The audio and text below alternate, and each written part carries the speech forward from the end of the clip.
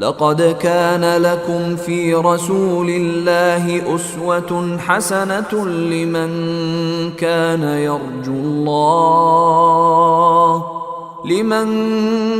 يرجو الله واليوم الآخر وذكر الله كثيرا۔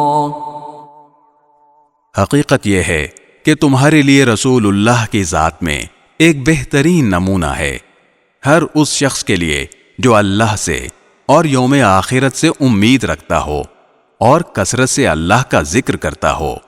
وَلَمَّا رَأَى الْمُؤْمِنُونَ الْأَحْزَابَ قَالُوا هَذَا مَا وَعَدَنَا اللَّهُ وَرَسُولُهُ وَصَدَقَ اللَّهُ وَرَسُولُهُ وَمَا زَادَهُمْ إِلَّا إِيمَانًا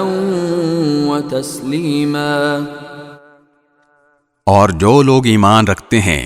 جب انہوں نے دشمن کے لشکروں کو دیکھا تھا تو انہوں نے یہ کہا تھا کہ یہ وہی بات ہے جس کا وعدہ اللہ اور اس کے رسول نے ہم سے کیا تھا، اور اللہ اور اس کے رسول نے سچ کہا تھا،